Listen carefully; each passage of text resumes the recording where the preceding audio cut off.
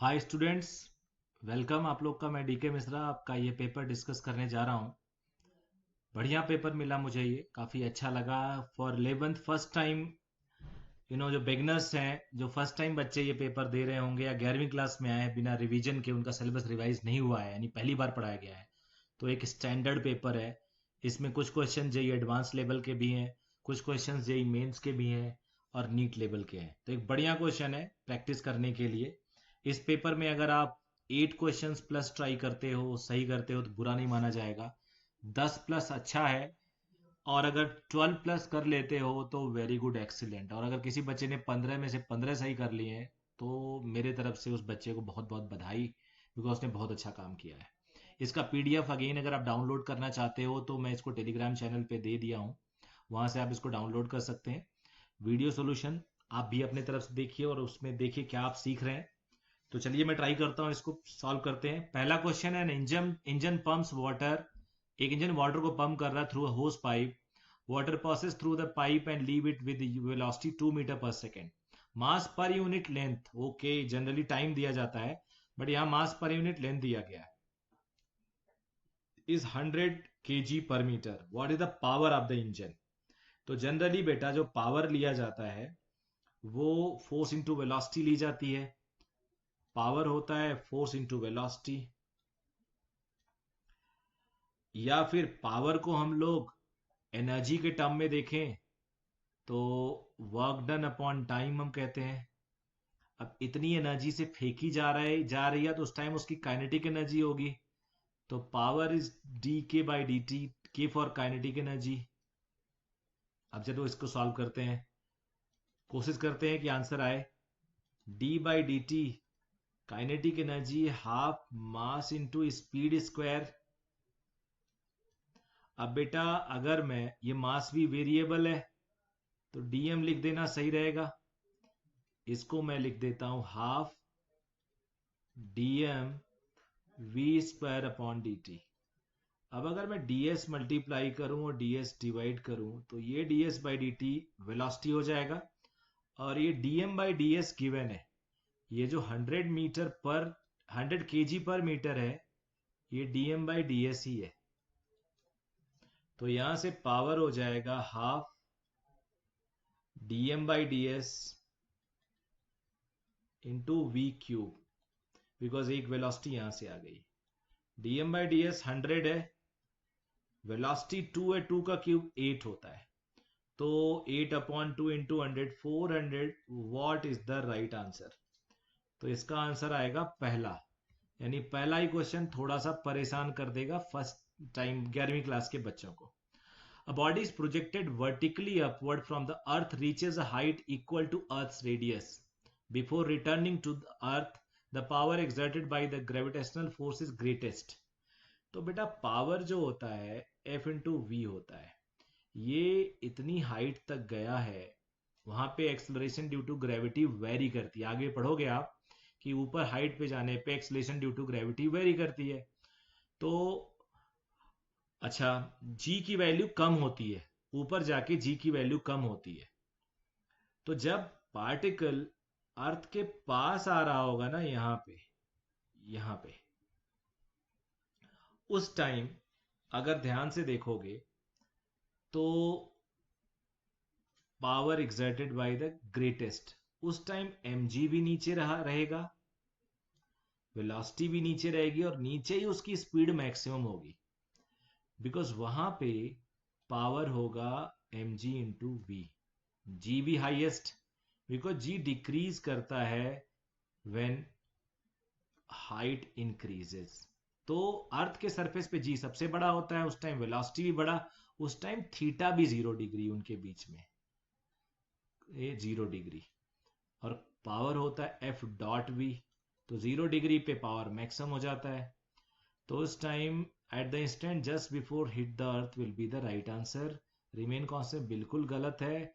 Projected जब हम करेंगे तो उस टाइम वेलोसिटी ऊपर, ग्रेविटी नीचे, 180 डिग्री का होगा। एट द हाईएस्ट पोजीशन गलत होगा, क्योंकि वहां mg काफी कम हो जाएगा, वेलोसिटी 0 हो जाएगी। तो first option is the right answer. Potential energy of a certain spring when stretched through s distance s is 10 joule. तो पोटेंशियल एनर्जी होगी डिस्टेंस एस इज 10 जूल, तो हाफ के s square is 10 joule. The amount of work that must be done this spring to stretch through additional distance s. तो बेटा अब जो final energy मैं निकालता हूं, एडिशनल अगर वो s और उस पे किया जाए यानी 2s स्ट्रेच हो जाए, तो 4 टाइम्स 2 का स्क्वायर 4 होता है, k s square half k x square is given as 10 joule, तो ये 40 जूल हो जाएगा. तो यानी 10 जूल एनर्जी पहले थी, बाद में 40 जूल हो गई, तो how much additional work done किया गया, इसका difference which is 30.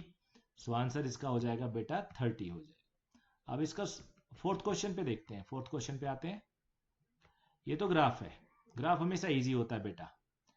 A force F acting on an object varies with distance x as shown in figure. The force is in Newton, x is in meter.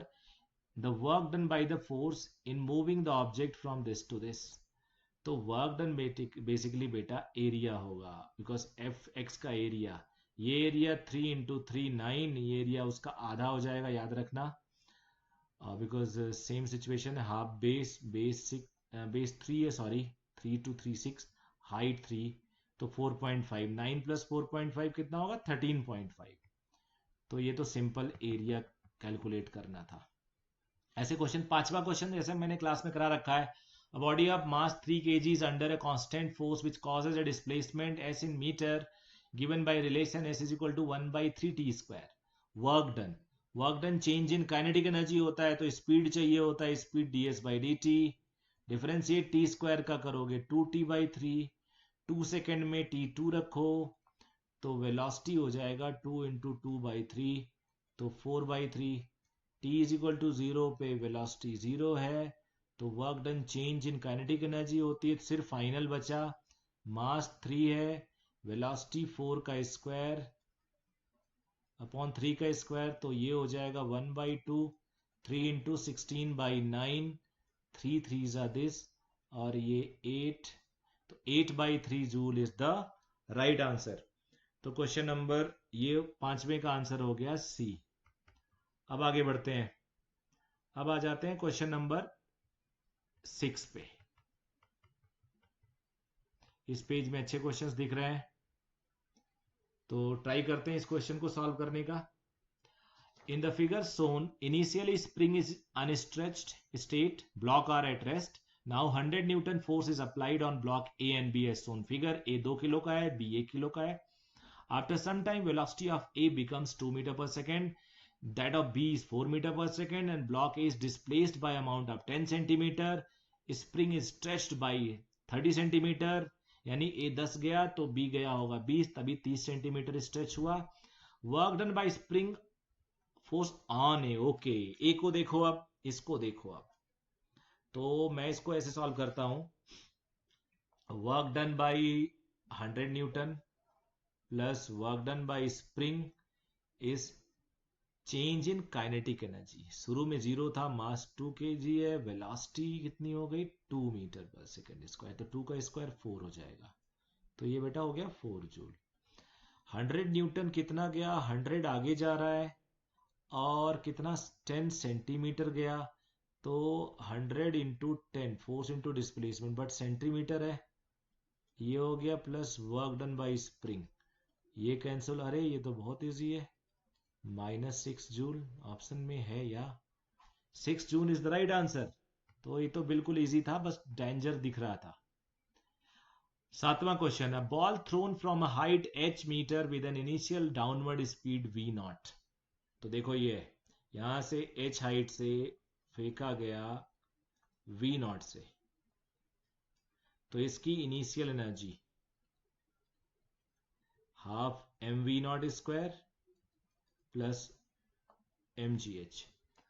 कह रहा है जब it hits the ground loses half it's kinetic energy and bounces back at the same height. तो बेटा जब वो यहां से उठता है तो इसकी एनर्जी आधी हो जाती है, आधी हो जाती है। अब मान लो ये वी स्क्वायर वी से उठा, तो यहां इतनी हाइट तक जा रहा है, तो इतनी हाइट तक जा रहा है वो, यानी जब यहां पहुंचा तो उसकी एनर्जी जीरो हो गई, इसकी एनर्जी सिर्फ पोटेंशियल बची होगी mgh, काइनेटिक खत्म हो गई होगी। सॉल्व करते हैं, बहुत इजी हो सकता है। तो जो फाइनल एनर्जी है, एनर्जी फाइनल, वो है mgh, and that is half of the initial energy. Initial energy half mv0 square plus mgh थी, और फाइनल है mgh। तो देख बेटा 2mgh को तो बहुत सिंपल तरीके से सॉल्व कर लिया हम लोगों ने, प्लस mgh इधर आ जाएगा, तो mgh is equal to half mv0 square, तो v0 is √2gh। Final energy हमने निकाल ली, बिकॉज वो mgh हाइट तक जा रहा है, तो उसकी फाइनल एनर्जी mgh होगी।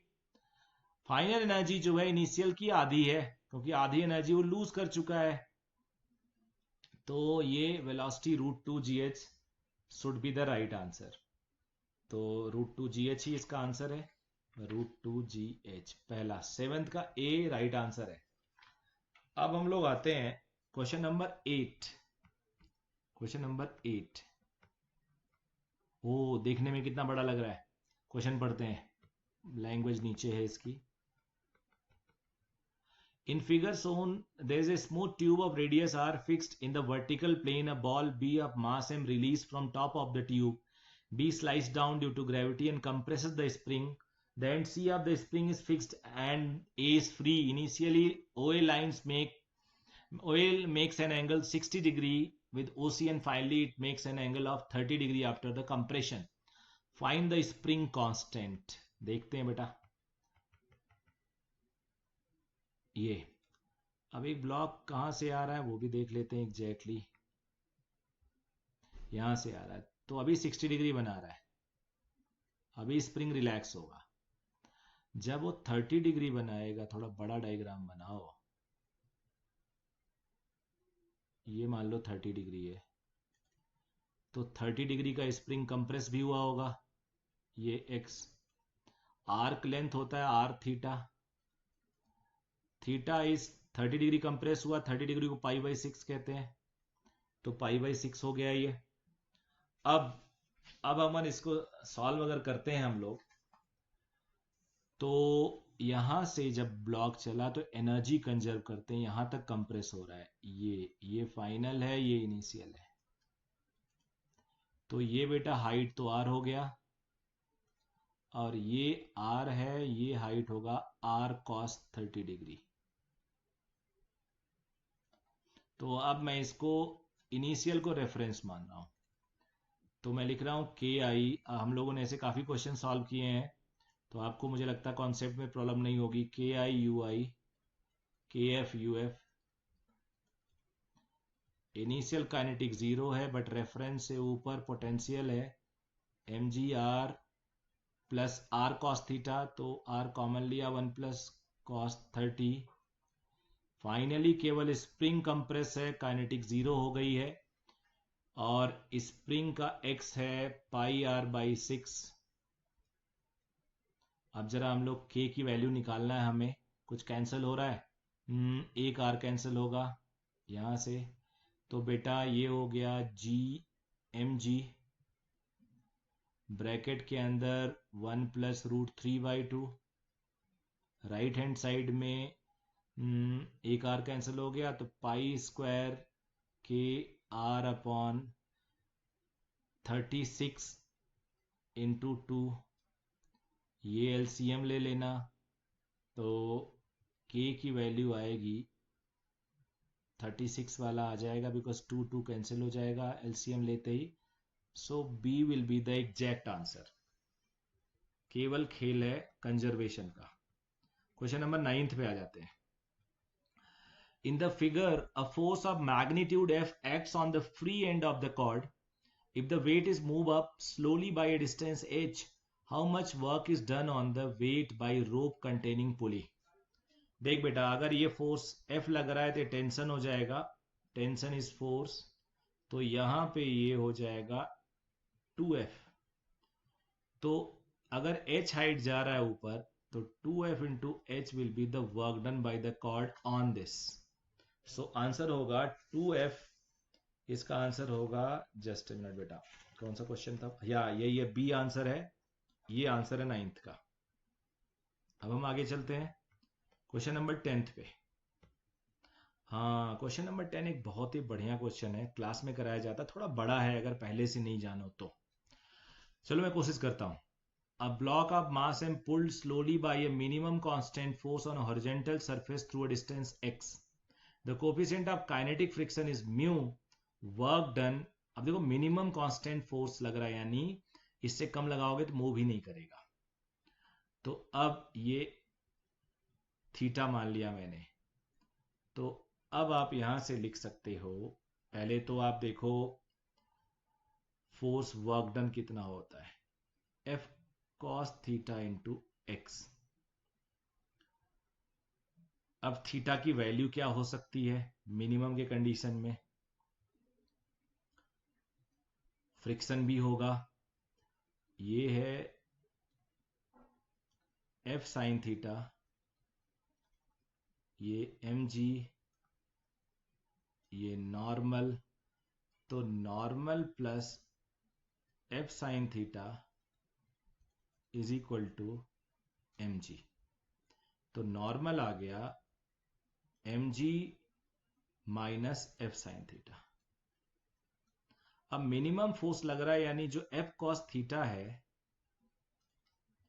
F cos theta that should be greater than equal to mu into normal. तो F cos theta should be greater than equal to mu, normal है एम जी माइनस एफ साइन थीटा। अब इसको right left में ले जाओ, F common ले लो, cos theta plus minus mu sine theta greater than equal to mu M g. तो F की वैल्यू आ गई mu M g upon cos theta plus mu sine theta. अभी हम पूरे स्टेप पे नहीं पहुंचे, अभी हमने एफ की वैल्यू निकाल ली, F should be greater than equal to. अब तुम्हें पता मिनिमाइज करने के लिए F to be minimum, base should be maximum, क्योंकि म्यू एम जी तो फिक्स है। Cos theta plus mu sine theta should be maximum. किसी भी फंक्शन को मैक्सिमम और मिनिमम करने के लिए उसको डिफरेंशिएट करके जीरो करते हैं।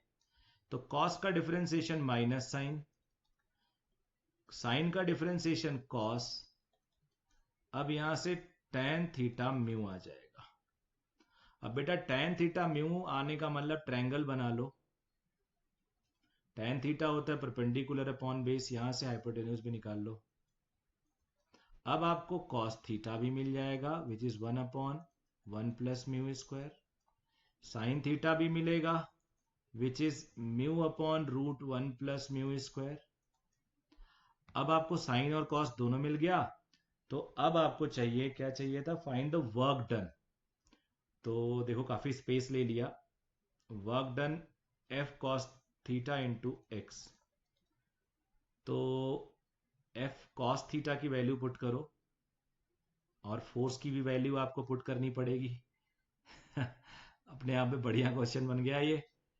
तो बेटा हो जाएगा force mu M G cos theta plus mu sine theta, cos theta है 1 upon root 1 plus mu square, mu sine theta mu upon root 1 plus mu square. ये हो गया फोर्स। अब cos theta this into X. अब इसको तुम अगर solve करो तो तुम्हें एग्जैक्टली मिल जाएगा ऑप्शन नंबर ए। देखो ये जो रूट है, ये नीचे वाला एलसीएम लेके ऊपर चला जाएगा, यहां उसके साथ ये कैंसिल होगा, नीचे 1 प्लस म्यू स्क्वायर बचेगा, देखो यहां बच रहा है पहले ऑप्शन में, एक्स बचेगा, एक्स बच रहा है पहले ऑप्शन में, म्यू एम जी बचेगा, म्यू एम जी बच रहा है पहले ऑप्शन में। इसलिए ये क्वेश्चन नंबर 10th का आंसर फर्स्ट हो जाएगा। Question number 11, velocity time graph of a particle 2 kg moving in straight line is as shown in figure. Work done by all the forces on the particle, तो work done हमेशा change in kinetic energy होता है, तो final kinetic energy है zero because speed यहाँ zero है। Initial kinetic energy है mass to velocity 20, तो ये -400 जूल। बिकॉज देखो यहाँ पे जब टाइम जीरो है तो वेलोसिटी 20 है, टाइम 2 सेकेंड है तो वेलोसिटी जीरो है। क्वेश्चन नंबर 12 देखते हैं। 12 के लिए देखो मैंने जगह नहीं बचाई लेकिन कोशिश करते हैं। System shown in figure is release from rest, system shown in figure is release from rest, pulley and spring is massless, ये दोनों मासलेस हैं। और जस्ट ए मिनट बेटा, system shown in figure is release from rest, pulley and spring massless, friction is absent everywhere, speed of 5 kg block when 2 kg leave the contact with the ground. अब जब 2 kg contact leave करेगा तो यानी जो force होगा इसमें tension, वो 2 into जी से ज्यादा होगा, इक्वल होगा ना 2g के से। और टेंशन हमेशा स्प्रिंग फोर्स के बराबर होगा, जी को 10 ले दे दिया गया, के 40 है तो हाफ मीटर। अब कह रहा है द स्पीड, 5 किलो की स्पीड पूछ रहा है, 5 किलो आधा मीटर नीचे आया, आधा मीटर, तो ये इनिशियल ये फाइनल। 2 kg तब तक उठाई नहीं है, इनिशियल को रेफरेंस मान लेते हैं, काइनेटिक जीरो पोटेंशियल जीरो। बाद में रेफरेंस से नीचे काइनेटिक तो अभी भी zero, I am sorry velocity half mv², reference से नीचे आया तो gravitational potential mg half, spring half kx²। तो बेटा हाफ हाफ हर जगह कैंसिल कर देते हैं, mv² is equal to mg plus minus k40 half का square 1/4। Mass is how much, 5 की नहीं नहीं मास 2 kg, 2v² 20 माइनस ये 10, तो 10, या मास 2 है 20 माइनस 10, तो ये हो गया 10। v इज 5 का रूट, v² 5 आ रहा, नो कुछ गड़बड़ हुआ है, जरा चेक करते हैं इसको, कोई स्लाइट मिस्टेक हुआ होगा।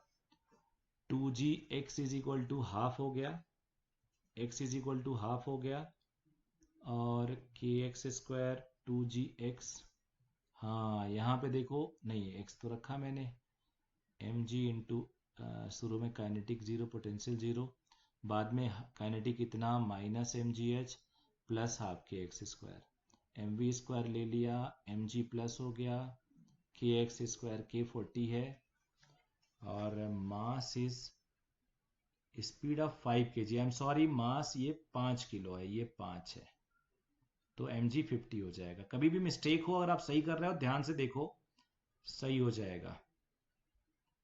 तो ये 40 हो गया, यहां भी हम 5 रखेंगे, तो v² आ जाएगा बेटा 8, तो v √8, √8 मतलब 2√2, तो क्वेश्चन नंबर 12 का आंसर होगा बी। अब आ जाते 13, देखो कितना मुश्किल दिख रहा है बट ये होगा नेचुरली 100% इजी क्वेश्चन होगा, टफ हो ही नहीं सकता। जो क्वेश्चन टफ दिखे वो समझो कहीं ना कहीं उसका एक इजी सॉल्यूशन होगा, तो ट्राई करते हैं इसको।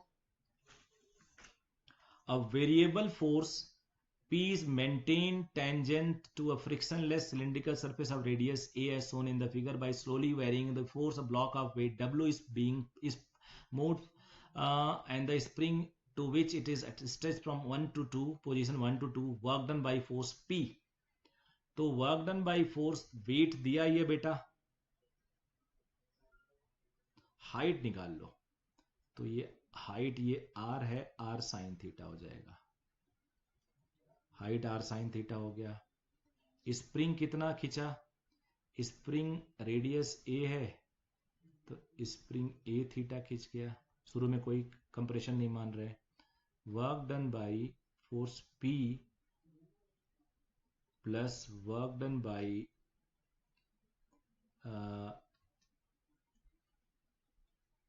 पहले work done by basically gravity होगा जो अगेंस्ट लग रहा है, और स्प्रिंग होगा, या एक साथ लिख के चेंज इन जीरो कर सकते हो। ग्रेविटी का वर्क डन होगा और W इंटू ए साइन थीटा, ये हाइट है, स्प्रिंग है हाफ के एक्स स्क्वायर है ए थीटा का स्क्वायर। तो D should be the right answer. Direct है ये क्वेश्चन, देखने में बस टफ है। कई बार क्वेश्चन देखने में जो टफ होता है एक्चुअल में इजी होता है। ये दो क्वेश्चन जो बच्चों ने कोलिजन नहीं पढ़ा है उनके लिए प्रॉब्लम है, उनके लिए जरूर दिक्कत थी। तो मैं कोशिश करता हूं इसको कि आपको बताऊं जिससे आपको दिक्कत ना हो।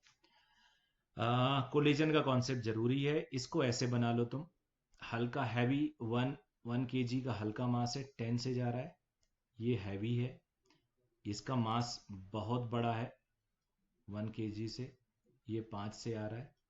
कोलिजन के बाद आफ्टर कोलिजन ये इधर चला जाएगा किसी v1 स्पीड से, लेकिन इस 5 किलो यानी मोटे को कोई फर्क नहीं पड़ेगा, ये 5 से ही आएगा।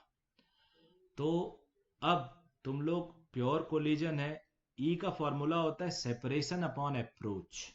सेपरेशन हो रहा है v1 माइनस 5 से, अप्रोच हो रहा है 10 प्लस 5 से, ये 1 है। तो यहां से v1 आ गया 20 मीटर पर सेकेंड, यानी ये 20 से गया, शुरू में 10 से आया था। इंपल्स होता है चेंज इन लीनियर मोमेंटम। अब फाइनल मोमेंटम है m इंटू v1, ये माइनस इनिशियल मोमेंटम है m इंटू 10 है रिवर्स डायरेक्शन में, बिकॉज देखो पहले इधर आ रहा है बाद में इधर जा रहा है। तो इसको अगर हमने पॉजिटिव माना है तो इसको हमें निगेटिव माना होगा, मोमेंटम वेक्टर क्वांटिटी है। तो m into v1 plus m into 10, v1 आया 20, m1 है 1 into 20 plus 1 into 10, answer is 30। So 30 Newton second is the right answer. अब आ जाते हैं क्वेश्चन नंबर 15 पे। A ball strikes a horizontal floor at 45 degree, 25% of its kinetic energy lost in collision।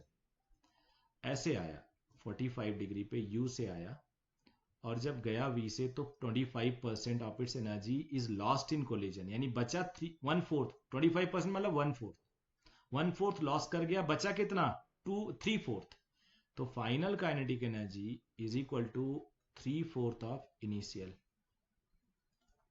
Final इतना 3/4 initial. तो बेटा यहां से v is equal to √3/4 u, ये दे दिया है। अब कोलिजन में वर्टिकल स्पीड जब आया तो ये आया u साइन 45 और हॉरिजॉन्टल आया u cos 45 डिग्री पे टकराया। कोलिजन होके जब गया तो हॉरिजॉन्टल स्पीड नहीं बदलता स्मूथ सरफेस पे, जनरली स्मूथ सरफेस ही दिया जाता, नहीं तो क्लियर हो जाता है। तो जो vx है फाइनली ये ux है, ये ui है, वो तो यही रहा u/√2। जो फाइनल गया वो e टाइम्स हो जाता है, e टाइम्स ऑफ ओरिजिनल। तो अब आपको जो फाइनल स्पीड है पूछा क्या है इसमें, coefficient of restitution. Final kinetic energy is half m into V square is equal to, यहां से v आपको पता है, या ऐसे करो v आपको पता है is √3/4 u is equal to vx square plus vy square. तो दोनों तरफ स्क्वायर करो, 3/4 u, vx है u/√2 का स्क्वायर u स्क्वायर बाई 2, और ये है e square u square by 2। तो यहां से u स्क्वायर कैंसिल हो जाएगा, 3/2 में से 1/2 माइनस करो 1/4, e स्क्वायर इज हाफ आ रहा है, यानी e की वैल्यू 1/√2, यानी ये सही होगा। तो जिन बच्चों ने कोलिजन नहीं पढ़ा होगा उनके लिए 15 कोलिजन का भी ऑब्लिक कोलिजन का पार्ट है, 14 कोलिजन का सिंपल कोलिजन का पार्ट है। तो ये दो क्वेश्चन खास तौर पे जो जिस बैच में इसको मैंने टेस्ट कराया है TYJ1 एंड TYM1 में, तो वो दोनों बच्चे इस टेस्ट को छोड़ सकते हैं। इसका हम आपको मान के चलेंगे, जिस बच्चे ने कर दिया होगा मजा आ जाएगा। नहीं तो ये ऑब्लिक कोलिजन का एक बेसिक स्टैंडर्ड क्वेश्चन है, बहुत इजी भी नहीं है बट टफ बिल्कुल भी नहीं है। सेम ये इम्पल्स वाला क्वेश्चन भी बहुत टफ नहीं है, ये बेसिक क्वेश्चन है। बट ओवरऑल ये पेपर बहुत ही बढ़िया था, और अगर आपने इसको कर लिया तो मजा आ जाएगा। Anything more than 10 is very good. Thank you.